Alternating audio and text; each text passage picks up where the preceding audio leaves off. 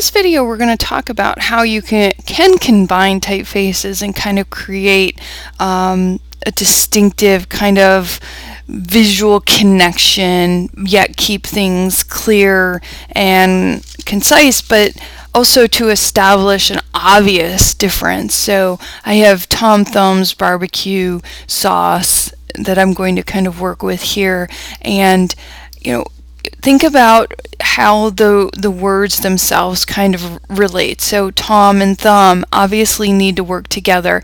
So in this instance, I'm going to use the same typeface, but yet I'm going to use it in kind of a different way, as far as how I have them sized. I have Tom and Thumb a little bit, size differentiation.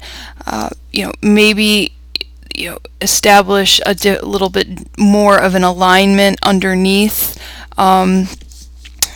the actual bottom part of Tom. A lot of times we look at this and we say, oh, we got to align to the serif of the T.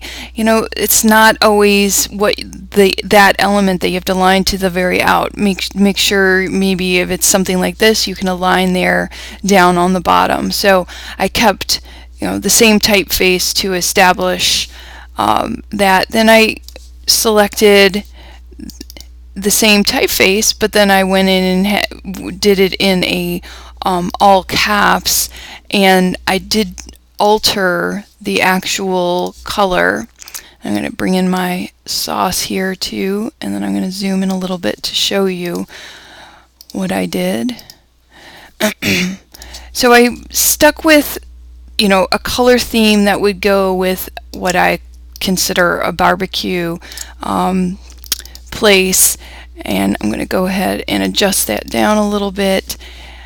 So thinking about how it's going to fill the space is important. I have a combination here going on. I did under the top here kind of kept it the same typeface but altered the color, and then used all caps, but then I threw in sauce here and made it into a completely different typeface, and I used the glyphs again to kind of maybe enhance a little bit more. Also, to maybe create some repetition, I could go ahead and use my glyph inside the counter space, again trying to think about how to make connections. The counter space of the O, enlarge this a little so you can see it a little bit more, and working multiple typefaces in a variety of ways to kind of create some harmony, yet difference. And there's nothing wrong with creating harmony and difference. Again, knowing the rules, to break the rules, is an important feat when you're, especially, here I'm demonstrating with logos, but this actually holds true for anything. I'm going to bring in my next example here. Utilizing serifs with sans serifs, again trying to kind of establish an overall visual. I went ahead and put an effect on this BBQ, but you'll notice that I kept it very simple. I kept it very subtle. My intention wasn't to make it overt or pronounced.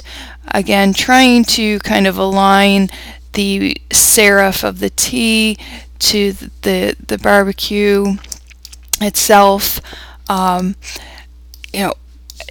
can choose a variety of typefaces.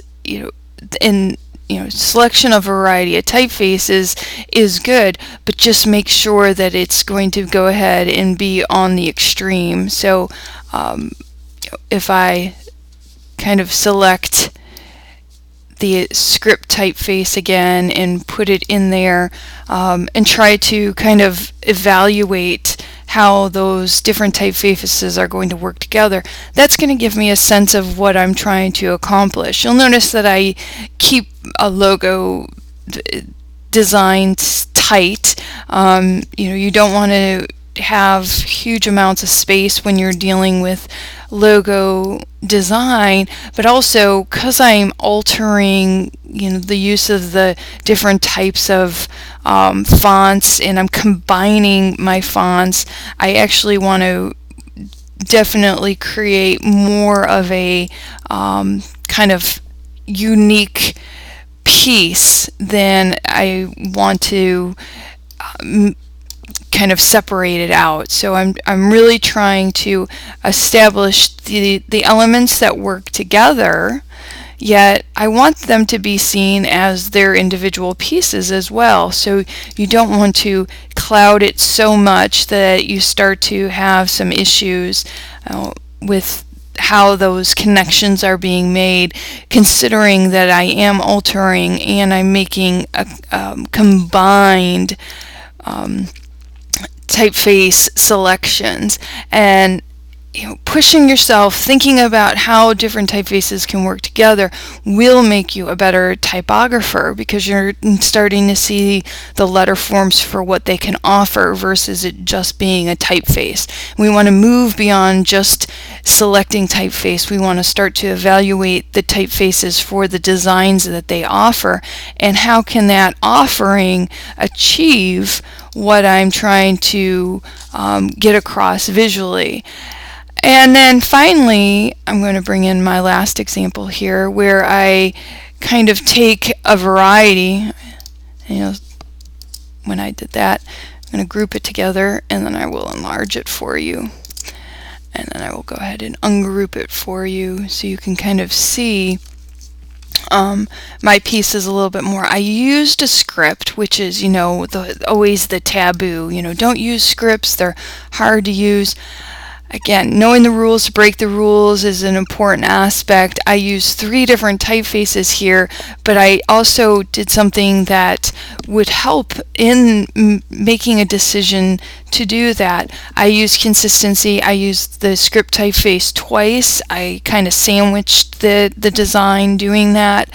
And then I also considered how the typeface that I selected would work with each other. So then I used a sans serif and then a serif, and both of those are on all caps. Again, kind of building that consistency.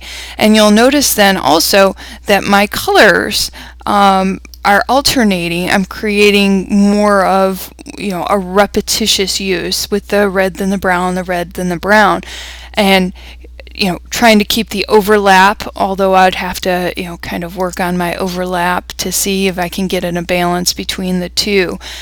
But, combining works, but you have to really evaluate how that combination will give off the visual, keeping things kind of consistent. My angles and my tom and my sauce are exactly the same at a 4% angle.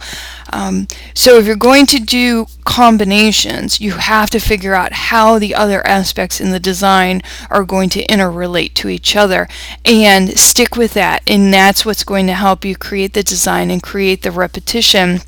And you can, aim for an obvious, but kind of in a different and unobvious way, to get the actual words to work with each other and the typefaces to actually enhance the overall message. And that is optimal. Have your typography address the message. If it doesn't address the message, then it's going to fail every time you work with it.